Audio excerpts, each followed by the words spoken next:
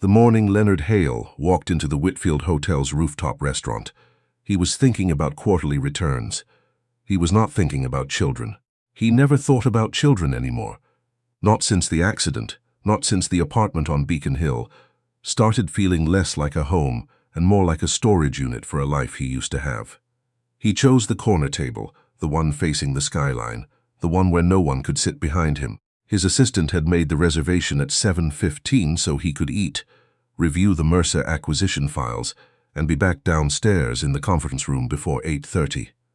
20 years of this. Same table, different cities, same emptiness that breakfast never filled. The waiter, young, nervous, the kind of nervous that meant he recognized the name, set down coffee without being asked. Leonard nodded once and opened the folder. He heard her before he saw her. Not crying, not begging. Just a small, careful voice, asking if this was the restaurant where you could eat and look at the whole city. He looked up.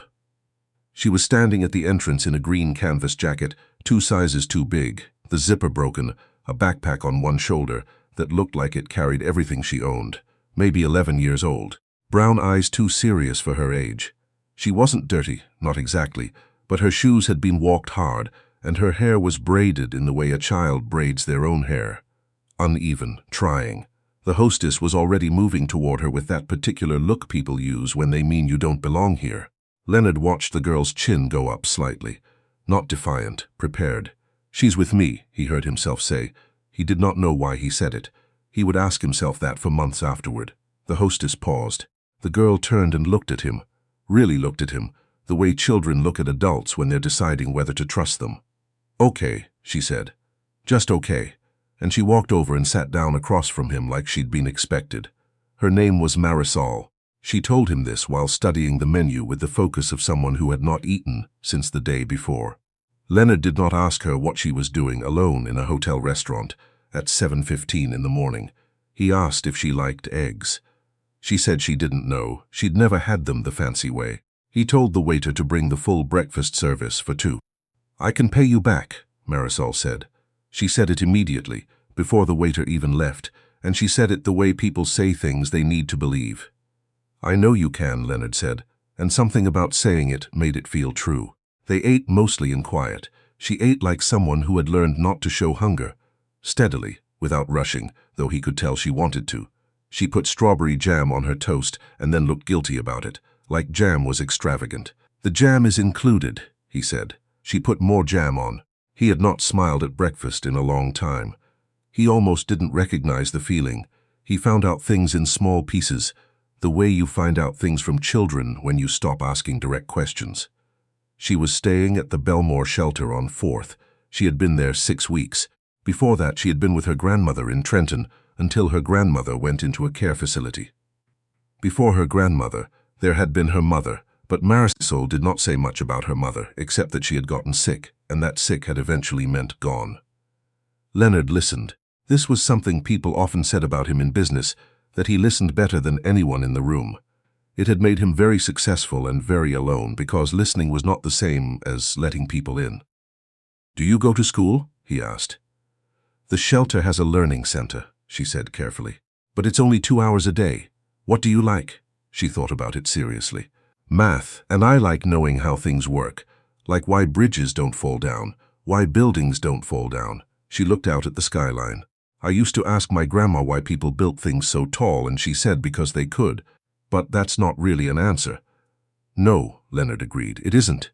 She looked at him then. "What do you do?" "I buy companies," he said, "and sometimes I fix them, and sometimes I sell them." "Do you like it?" No one had asked him that in a very long time. "I used to," he said. She nodded like that made sense to her. Like she understood the difference between things you used to love and things you just kept doing. He gave her his business card when she left. He told her the shelter director could call if Marisol needed anything. He didn't say what anything meant. He just put the card on the table and slid it toward her. She looked at it for a moment. Then she put it in the front pocket of her backpack, the one with the broken zipper that she held closed with her hand as she walked away. He watched her go. Then he closed the Mercer folder and sat there for a while with his coffee going cold. His assistant Priya thought he had lost his mind. Not when he asked her to look into the Belmore family shelter. That was unusual but not alarming. Not when he made a donation that covered their operating costs for 3 months. He donated to things, sometimes. It was the kind of thing wealthy people did to quiet something inside them. It was when he asked her to find out the proper process for a private citizen to advocate for a specific child in the foster system that she set down her tablet and said, "Leonard." Just his name. The way you say someone's name when what you mean is, "Please tell me what is happening." "There's a kid," he said, "from the hotel last week. She's in the shelter system. I want to understand what her options are." "Her options," Priya repeated.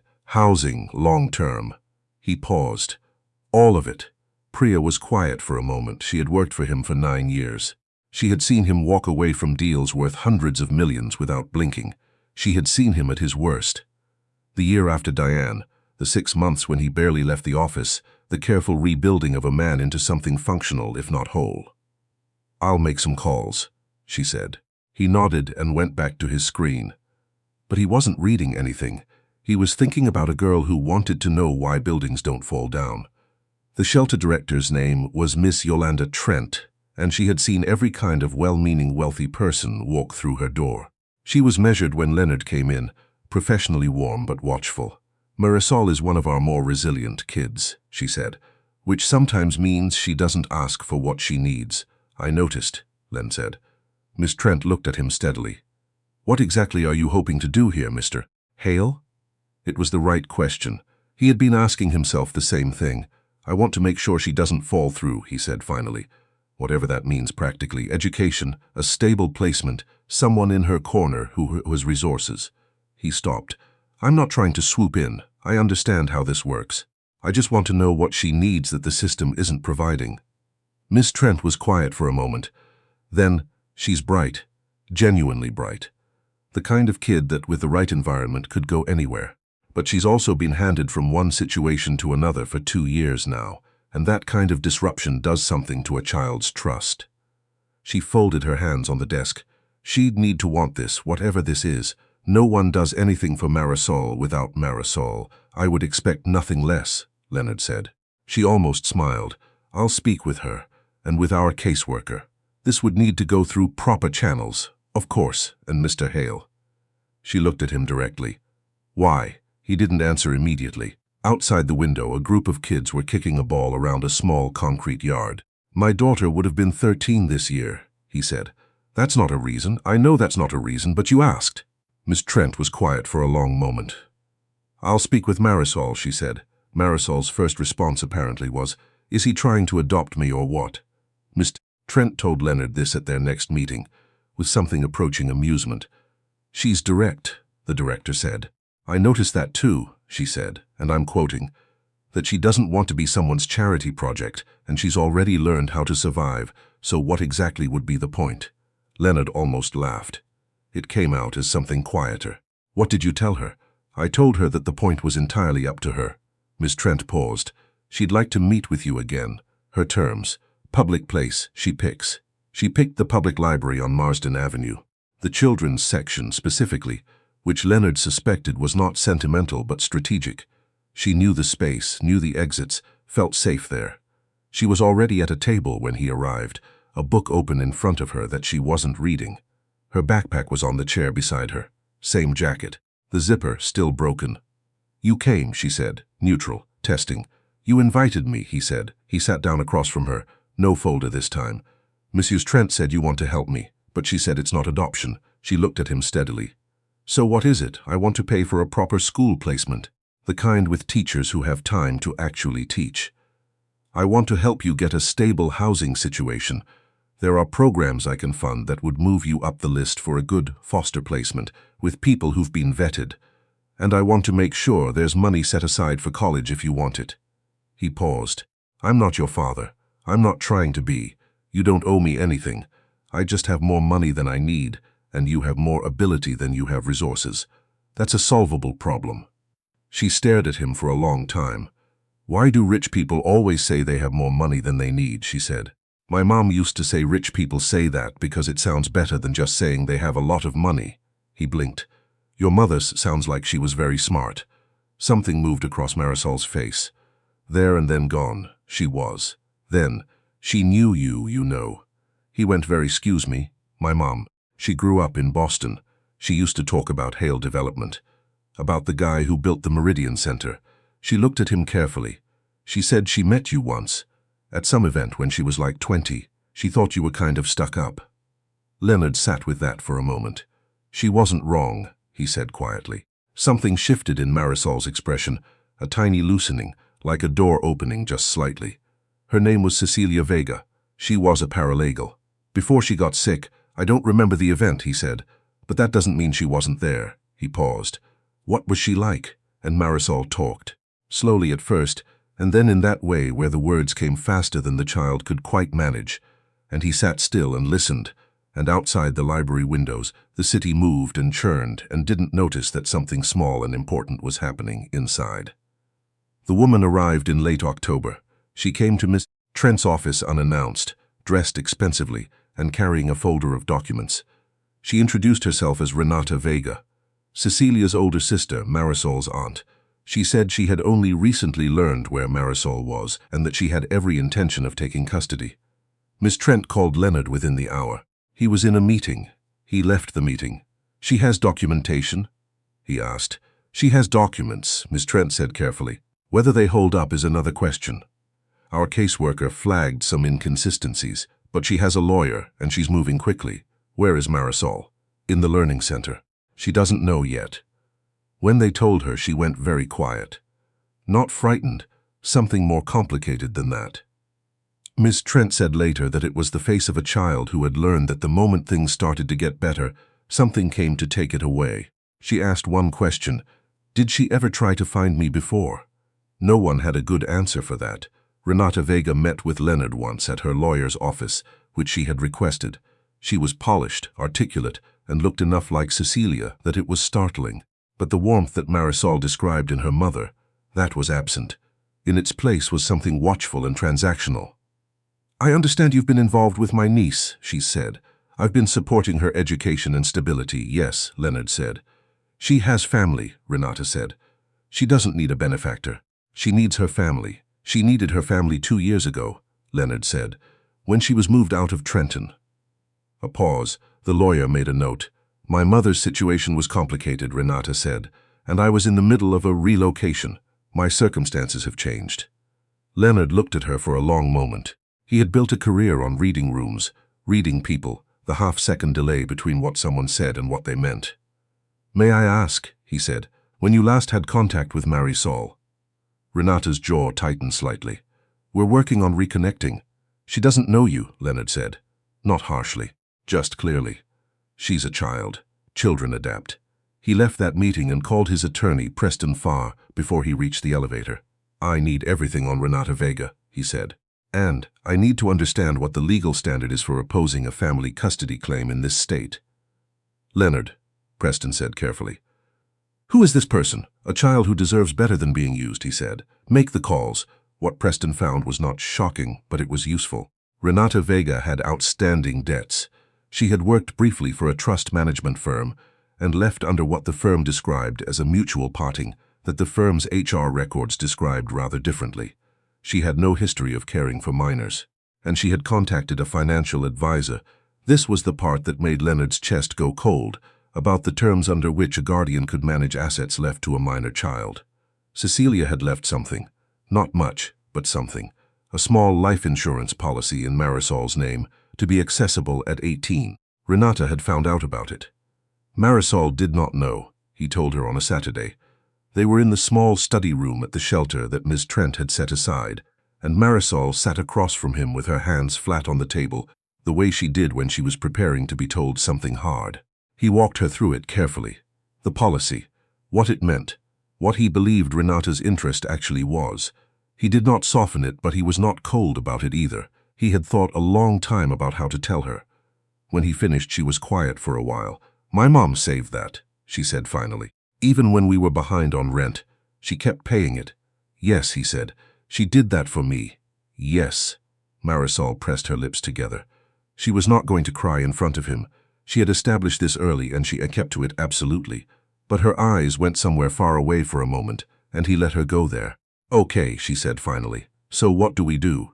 We, He noticed it. He did not comment on it. Preston, my lawyer, has filed a formal objection with the caseworker's office citing documented concerns about Renata's motivation. That goes to a family court hearing. We can present everything we've found. Ms. Trent will testify about your progress and stability, and I can testify about my involvement. He paused. But there's something else. She looked at him. Your mother left letters, he said. Mrs. Trent found them in your intake file, documents your grandmother gave the caseworker when you were first placed. One of them was sealed and addressed to you, for when you were older. He set a small envelope on the table. Mrs. Trent thought it was right to give it to you now. Marisol looked at the envelope for a long time. Her name was written on it in handwriting she clearly recognized, because she went very still in the way of someone, suddenly in the presence of something they thought was gone. She put it in her backpack. He did not ask about it. He would never ask about it. 3 days later, she told him, on the phone, in a voice that was carefully level, that her mother had written about her father, that Cecilia had never told him she was pregnant, that she had wanted to handle things herself, that she had included enough detail in the letter that it was possible, that there might be a way to find out. Leonard Hale sat in his office on the 41st floor and understood slowly that the world had done something to him that he had stopped believing worlds could do. Do you want to find out? He asked. I don't know, Marisol said. Do you? He closed his eyes. Marisol, he said, I was at a fundraiser in the spring of 2012 at the Meridian Center opening.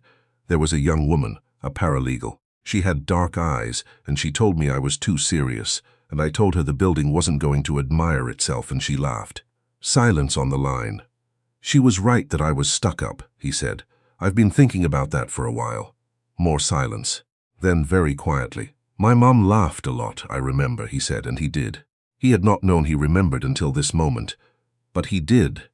The laugh, the way she had tilted her head, the conversation that had lasted only 20 minutes, and that he had thought about more than once in the years after, and then filed away in the place where you file things you can't do anything about. Okay, Marisol said. Her voice was different now. Something new was in it, something she wasn't ready to name and didn't need to yet. Okay, he said. The DNA results came back on a Thursday. Preston had arranged it quickly, with a lab that handled sensitive matters for private clients. Leonard did not look at the results alone. He had asked Miss Trent to be there, and Marisol's caseworker, and Miss Trent had brought Marisol, who sat in the chair with her backpack on her lap and held it with both hands. He opened the email, read it, looked up. Marisol was watching him. He had given presentations to boards of directors. He had delivered news, good and bad, to rooms full of people who held his words like weights. He had learned, over 20 years, to keep his face professional, measured, controlled. He was not any of those things right now. Yeah? Marisol said. Her voice was very small. Yeah, he said. She pressed her face into the backpack and didn't move for a while, and he didn't do anything except sit there and be present, which was the only thing required of him, and somehow the hardest thing he had ever done. The court hearing regarding Renata Vega's custody claim lasted less than it might have. The financial records Preston submitted, combined with Miss Trent's testimony and the letter Marisol voluntarily provided to her caseworker, were sufficient. The judge, a woman in her 60s who had seen most things, asked Renata one direct question about the last time she had initiated contact with Marisol before learning about the insurance policy. Renata's lawyer objected. The judge let the silence stand. The claim was denied.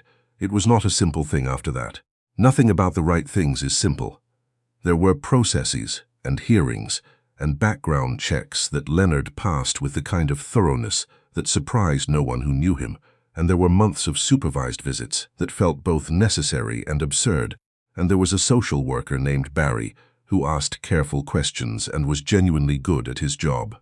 Marisol got into the Aldrich Academy on a combination of merit and funding that Leonard arranged quietly.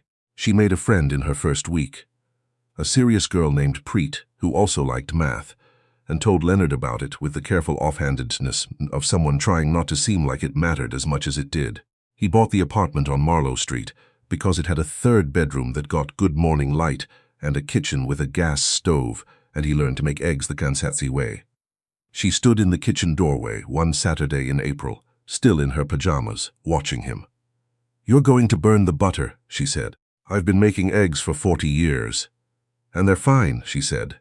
They're just always fine. She went to the stove and adjusted the heat with the certainty of someone who had figured this out already, which she had. You have to go lower, then they're soft, then they're actually good. He stepped back. He watched her. Outside the kitchen window, the city was doing what cities do in April, noisy, green beginning, convinced of its own importance. In a few months they would go to Boston to visit the cemetery where Cecilia was buried. And he would stand back while Marisol said whatever she needed to say, and then Marisol would take his hand on the walk back to the car, the way she did now sometimes, without ceremony, without it needing to be anything other than what it was. But that was later.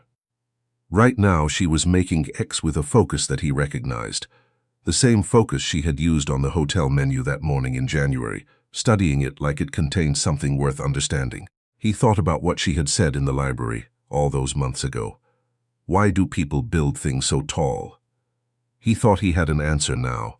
Not the right one, just an honest one. Because sometimes you build towards something without knowing what it is. And sometimes, if you're very lucky, you look up one day and it's already there. Standing, improbable, holding. She slid the eggs onto a plate and handed it to him and went to get the jam. More than yesterday, he said. You're learning, she said, and sat down.